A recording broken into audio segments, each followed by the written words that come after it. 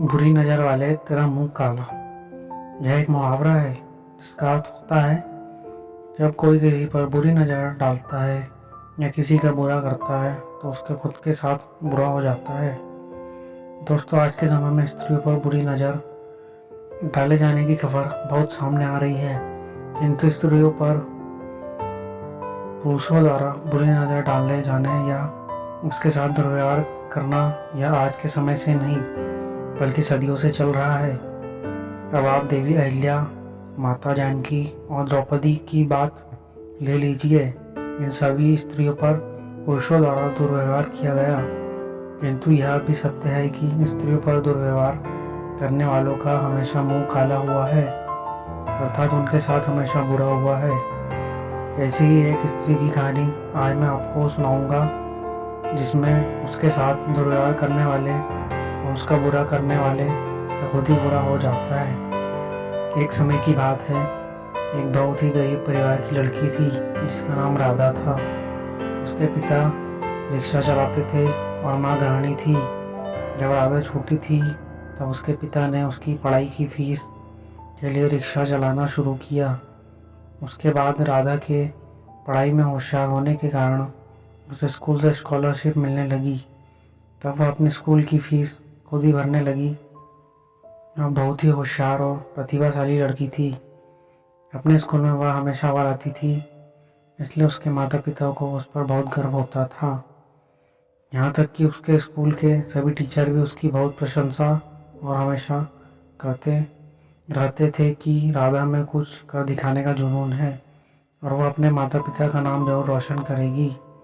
राधा ने स्कूल की पढ़ाई खत्म करने के बाद कॉलेज में दाखिला लिया और उसने वहाँ भी अपनी प्रतिभा दिखाई। उसके प्रतिभाशाली होने की वजह से ही कॉलेज की पढ़ाई करते करते ही उसकी जॉब लग गई और वह कॉलेज की पढ़ाई खत्म कर जॉब करने लगी। जॉब की शुरुआत में उसकी तनख्वाह कम थी, फिर ऑफिस में भी उसने धीरे धीरे अपनी जगह बना ली और देखते ही देखते उसकी तरक्की होती चली गई। कोमल की इतनी जल्दी तरक्की होने के कारण उसके ऑफिस के लोग उससे जलने लगे। उसे हमेशा नीचा दिखाने की कोशिश करते और उससे कहते कि तुम्हारी इतनी औकात नहीं है कि तुम हमारी बराबरी कर सको।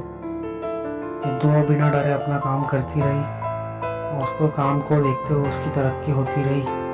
कोमल के ऑफिस के एक कर्मचारी जिसका नाम मोहन था, उसको राधा से बहुत ईर्ष्या होने लगी थी, क्योंकि वह उस कंपनी में पहले से था और उसकी उतनी तरक्की नहीं हुई थी और उसकी जगह राधा की तरक्की हो रही थी। मोहन किसी भी हाल में राधा को ऑफिस से निकालना चाहता था, जिसके लिए उसने कई प्रयास भी किए, किंतु हर बार नाकाम रहा। एक दिन राधा ऑफिस में देर रात तक काम कर रही थी। उसके ऑफिस के सभी लोग एक एक कर घर जाने लगे और वह अकेली ही ऑफिस में काम कर रही थी। राधा को अकेले ऑफिस में काम करते देख मोहन ने सोचा यही अच्छा मौका है और वह राधा के पास जाकर बदतमीजी करने लगा। राधा ने उसे मना करने की बहुत कोशिश की, किंतु वह उसकी बात नहीं सुनी। उस समय तो राधा वहाँ से चली गई, परंतु इन सब से वह डरी और सहमी हुई हालत में घर पहुंची। घर पहुंचते ही उसने अपने आप को कमरे में बंद कर लिया। दूसरी तरफ राकेश यह सोचने लगा कि राधा अब डर के कारण ऑफिस नहीं आएगी और जिससे उसको इस जॉब से निकाला दिया जाएगा। मोहन ऐसा पहले भी कई लड़कियों के साथ कर चुका था और वह सारी लड़कियां अपनी बदनामी के डर से कुछ ना कहते हुए जॉब छोड़कर चली जाती। अगले दिन राधा सुबह उठी और ऑफिस जाने से मना करने लगी। तो उसकी माँ ने पूछे जाने पर उसने सारी कहानी अपनी माँ को बताई और कहने लगी कि वह यह जॉब छोड़ देगी। राधा की माँ ने उससे समझाते हुए कहा, तुम तो इतने होशियार हो और साहसी लड़की हो, यदि तुम ही डर के यह जॉब छोड़ दोगी तो उससे कुछ नहीं बदलेगा, क्योंकि ऐसा आज तुम्हारे साथ हुआ है और कल लड़की आएगी और उसके साथ भी वही हुआ। तब वह तुम्हारी तरह डर के कारण जॉब छोड़ने के लिए कहेगी, लेकिन इससे मोहन जैसे लोगों को बढ़ावा मिलता रहेगा और वो लड़कियों को अपने हाथों की पुतली समझता रहेगा। राधा की माँ ने कोमल को ऑफिस जाने के लिए हिम्मत देते हुए कहा कि तुम्हें ऑफिस जाना चाहिए और उस आदमी का सामना करके उसके खिलाफ लड़ना चाहिए, ताकि तुम्हारे जैसे कोई और लड़की को इस मुश्किल का सामना न करना पड़े।